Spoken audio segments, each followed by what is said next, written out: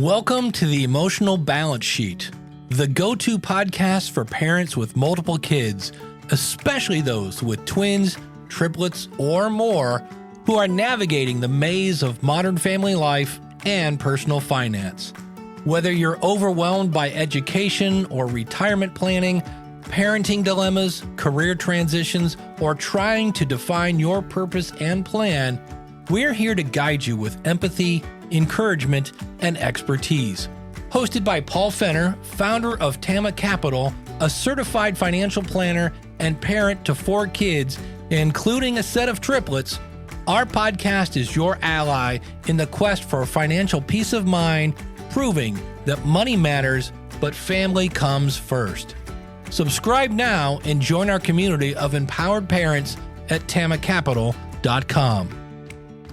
This podcast is for informational purposes only and should not be relied upon for investment decisions. Clients of TAMA may retain positions in the securities discussed in this podcast.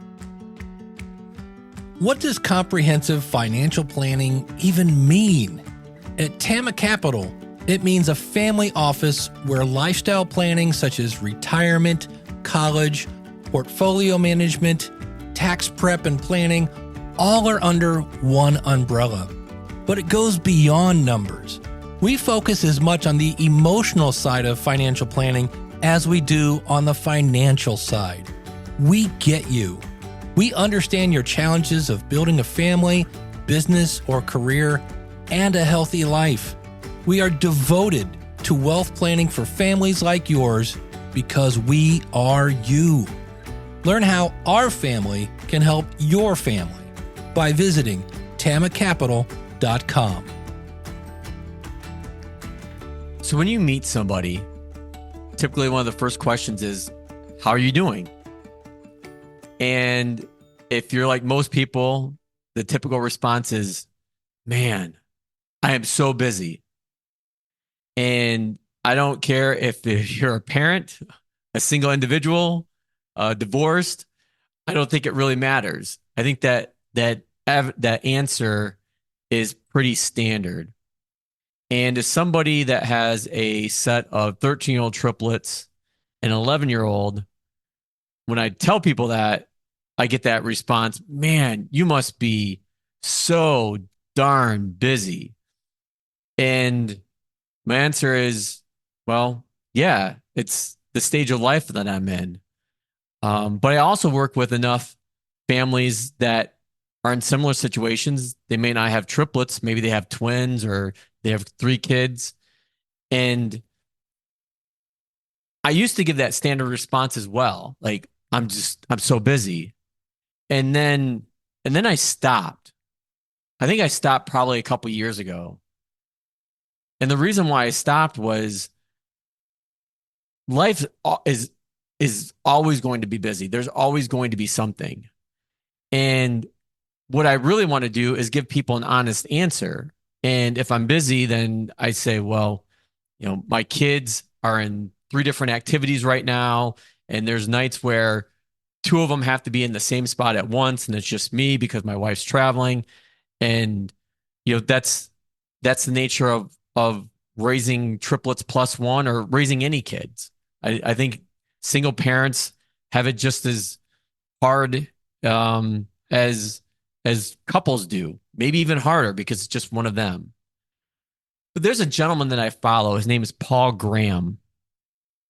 And he is an investor and has worked with thousands of startups. And he's published a series of essays, and he usually writes a couple every year. And there's one that I found in particular that I reread multiple times a year. And I'll put a link in the show notes to it, but it's called How to Lose Time and Money. And the takeaway that I've got from Paul Graham's essay is this. I'm going to read this verbatim. The most dangerous way to lose time is not to spend it having fun, but to spend it doing fake work. The most dangerous way to lose time is not to spend it having fun, but to spend it doing fake work. And I think the message behind this is that whether it's in your career, personal life, we can create work. There's time, and we feel like we have to fill that void of time. And I am probably one of the worst people at this. Like, I have a hard time sitting down and doing absolutely nothing. Even, when I'm watching a sporting event, I'm a big sports fan, especially the Boston teams. And right now we're in hockey season. And so when I sit down and watch a hockey game, sometimes my girls will sit down and watch one with me. Like, I'll still have my laptop. I'll still have my notes in front of me. So I'm watching the game, but then I'm still doing something else. And it's really hard to slow down, if you will. But how much are we really getting done? And working with the amount of families that I do at TAMA, I know I'm not the only one that struggles with this. And especially with people that are in high level roles, executive management, corporate level roles, manager level roles, there's this need to keep doing work. And quite a few people that I speak with that are having trouble with their career or wanting to do something different, I emphasize to them the biggest gift that you can give yourself is the gift of time. And that gift of time is letting you get away and just think about what it is that you really want to do. Because if not, you're going to get caught up in this busy work, this potential fake work, if you will. And I think this has a really a tie with money as well.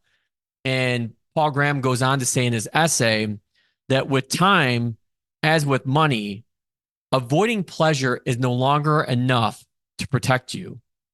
It was probably enough to protect hunters and gatherers, and perhaps all pre-industrial societies. So nature and nurture combine to make us avoid self-indulgence. But the world has gotten more complicated.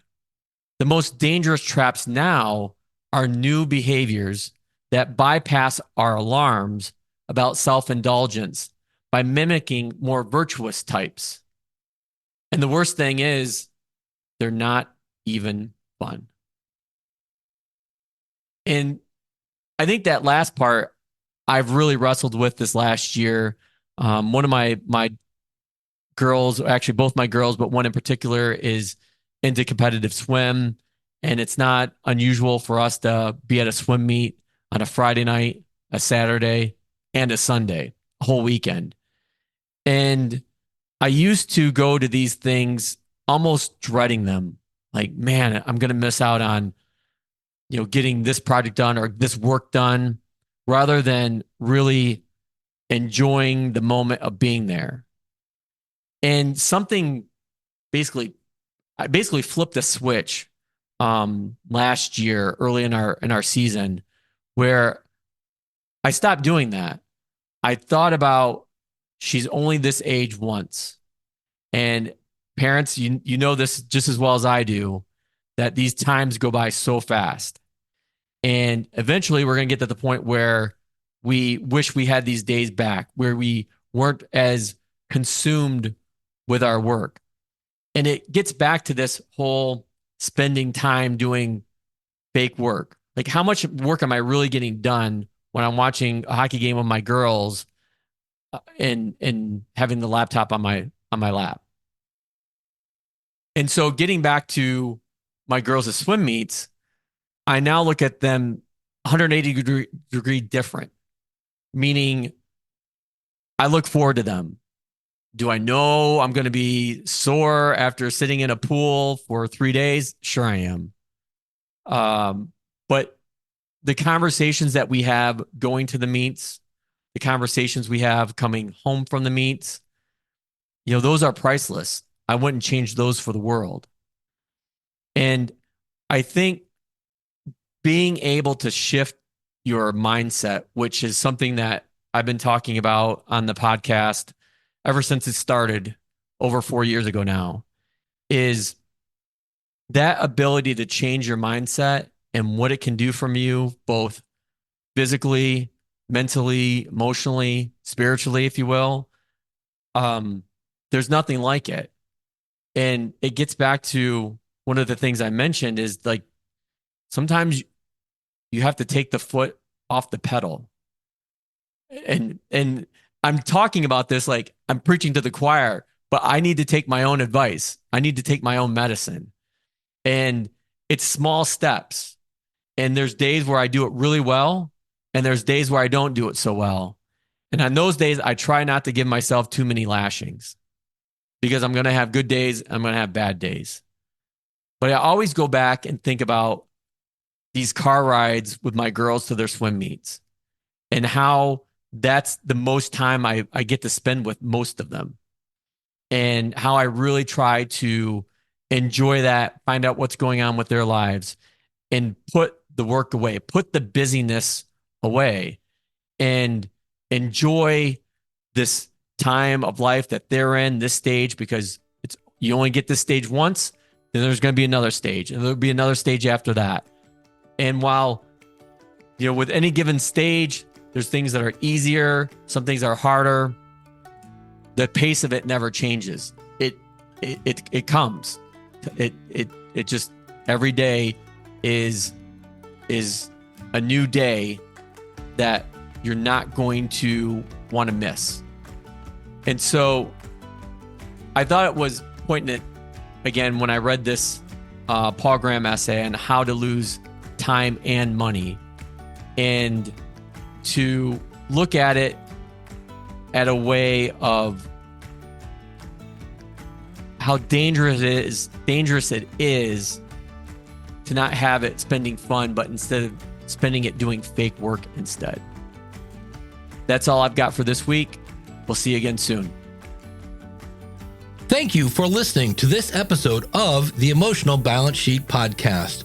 Please visit tamacapital.com to follow the podcast and connect with certified financial planner and registered investment advisor Paul Fenner of tamacapital.com. And please join us again next time on the Emotional Balance Sheet Podcast.